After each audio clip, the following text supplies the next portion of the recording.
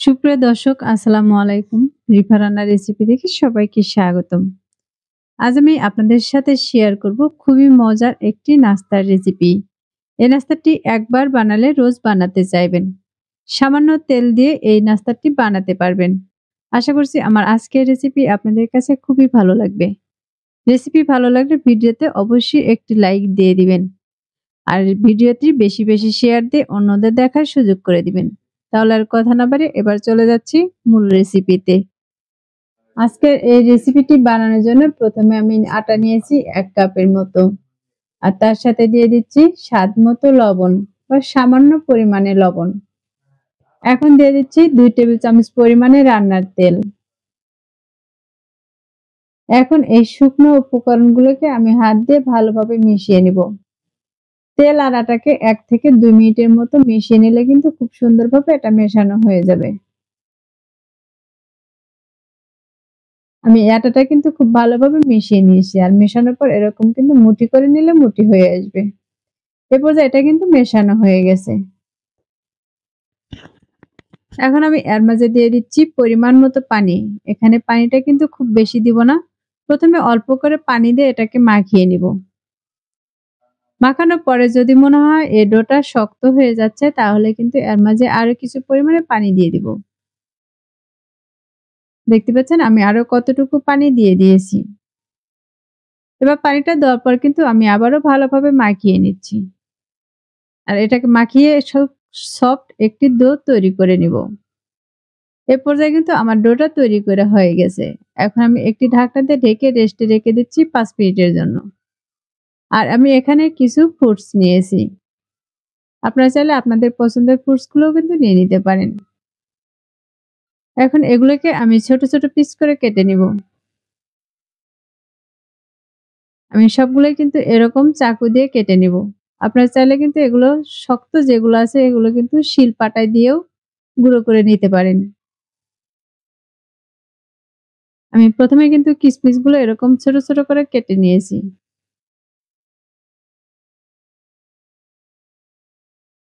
এরপর আমি কিন্তু কাঠবাদামটা কেটে নিচ্ছি। আমি কিভাবে কেটে নিচ্ছি সেটা দেখে কিন্তু বুঝতেই পারতেছেন।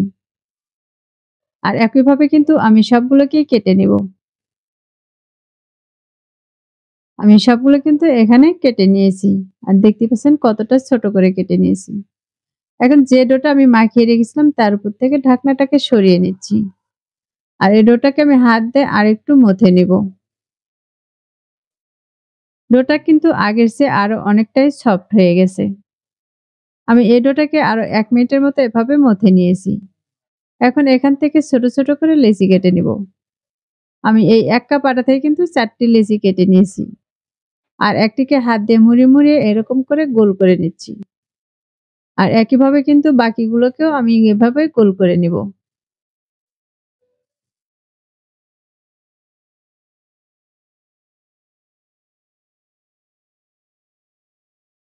আমার এখানে সবগুলো কিন্তু গোল করে নেওয়া হয়ে গেছে। এখন আমি এখান থেকে একটি লেচিকে হাতে নিয়ে আমি বোর্ডে নিয়ে নিব। বোর্ডে দেওয়ার পর এটাকে হাত দিয়ে চেপে একটু চ্যাপ্টা করে নিব। এরপর আমি কিছু শুকনো আটা ছড়িয়ে দিব।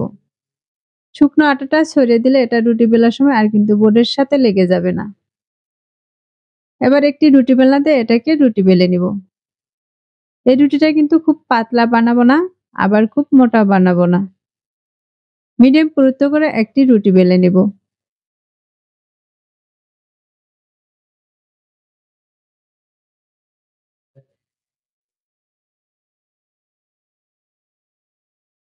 আমার এই রুটিটা কিন্তু বেলে নেওয়া হয়ে গেছে। আর এই রুটিটা আমি কতটুকু মোটা রেখেছি তা কিন্তু দেখে বোঝা যাচ্ছে। এখন এই রুটিটাকে আমি একটি প্লেটে উঠিয়ে নিব। প্লেটের মাঝে আমি সামান্য পরিমাণে আটা লাগিয়ে নিচ্ছি। আর এর উপরে আমি এই রুটিটাকে দিয়ে দিচ্ছি।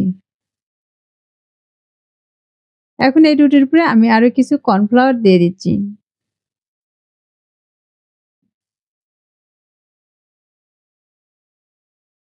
এটাকে আমি বোর্ডে নিয়ে নিব।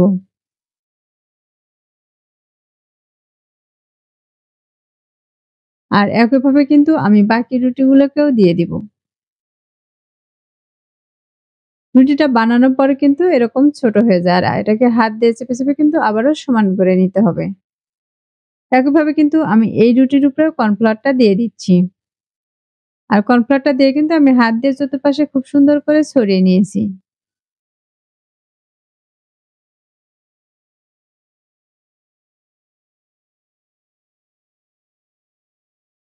আমার সবগুলো রুটি কিন্তু এখানে দেওয়া হয়ে গেছে। এখন এটাকে আমি উল্টিয়ে নিচ্ছি। আর এর উপরে কিছু শুকনো আটা ছড়িয়ে দিচ্ছি। এবার একটি রুটি বেলনা দিয়ে কিন্তু এটাকে আমি আবারও রুটি বেলে নিব। আর এই রুটিটা কিন্তু এখন অনেকটাই বড় করে বেলে নিতে হবে। দেখতে পাচ্ছেন এই রুটিটা কিন্তু আমি অনেকটাই বড় করে বেলে নিয়েছি।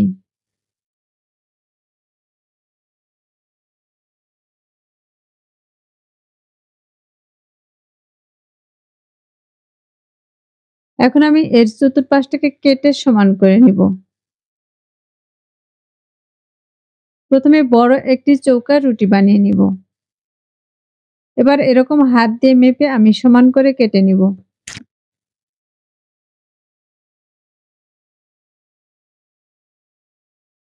আমি কিন্তু প্রথমে এরকম লম্বা করে কেটে নিয়েছি। এবার অন্য সাইড করেও কিন্তু আবারও কেটে নিচ্ছি।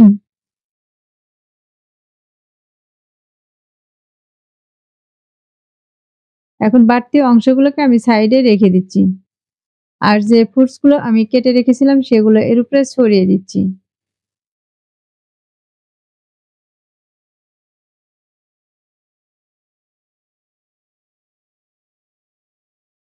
আজকে এই রোলটা আমি এই ফ্রুটস দিয়ে কিন্তু তৈরি করব। আর এই ফ্রুটস গুলো দিয়ে যদি তৈরি করা হয় তাহলে এটা কিন্তু খুবই স্বাস্থ্যসম্মত হবে। আবার কিন্তু খুবই পুষ্টিকরও হবে। আর এটা খেতেও কিন্তু খুবই ভালো লাগবে।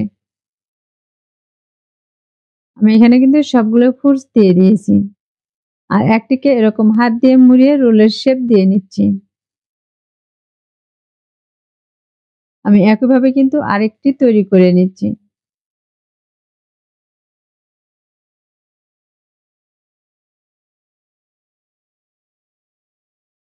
আমার সবগুলো কিন্তু তৈরি করে নেওয়া হয়ে গেছে। এগুলোকে আমি একটি প্লেটে উঠিয়ে নিয়েছি। আর এগুলোকে ভাজার জন্য চুলায় একটি ফ্রাই প্যান বসিয়ে দিয়েছি। আর তার মাঝে সামান্য পরিমাণে তেল দিয়ে দিচ্ছি।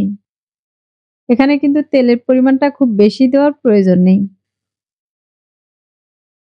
যদি খুব বেশি তেলে এগুলো ভেজে নেওয়া হয় তাহলে কিন্তু ভিতর থেকে পুরগুলো বের হয়ে যেতে পারে। এখন আমি এর মাঝে দিয়ে দিচ্ছি। এখানে যতগুলো দিয়ে ভেজে নেওয়া যাবে ততগুলোই কিন্তু দিয়ে দিতে হবে।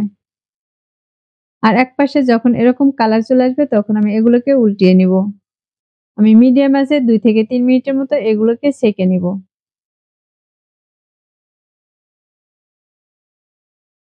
আর এর ভিতরের লেয়ার গুলোও কিন্তু খুবই মুচমুচে হবে। এ পর্যায়ে কিন্তু এগুলো ভাজা হয়ে গেছে। এখন আমি উঠিয়ে নিচ্ছি। আর বাকিগুলোকেও কিন্তু একইভাবে ভেজে নিব। আমি সবগুলোকে এখানে ভেজে উঠিয়ে নিয়েছি। আর এরপরে কিছু ফ্রুটস দিয়ে দিচ্ছি। আমি ফ্রুটস দিয়ে একটু সাজিয়ে দেখিয়ে দিচ্ছি। আর এটাকে কিন্তু আমি আরো কাছ থেকে দেখিয়ে দিচ্ছি এটা দেখতে কতটা সুন্দর হয়েছে। আর এখান থেকে কিন্তু আমি একটি ভেঙেও দেখিয়ে দিচ্ছি। তাহলে দর্শক আশা করছি প্রতিদিনের মতো আমার আজকের রেসিপি আপনাদের কাছে খুবই ভালো লেগেছে আর সহজও লেগেছে। রেসিপিটি ভালো লাগলে ভিডিওতে অবশ্যই একটি লাইক দিয়ে শেয়ার করার অনুরোধ রইল। রেসিপিটি বাসায় একবার ট্রাই করবেন আর আমাকে কমেন্টে লিখে জানাবেন আমার আজকের রেসিপি আপনাদের কাছে কেমন লেগেছে। যারা আমার চ্যানেলটি এখনো সাবস্ক্রাইব করেনি তাদেরকে চ্যানেলটি সাবস্ক্রাইব করার অনুরোধ রইল। আর যারা চ্যানেলটি সাবস্ক্রাইব করেছেন তাদেরকে অসংখ্য ধন্যবাদ। আজকের মতো এখানেই বিদায় নিচ্ছি। আল্লাহ হাফেজ।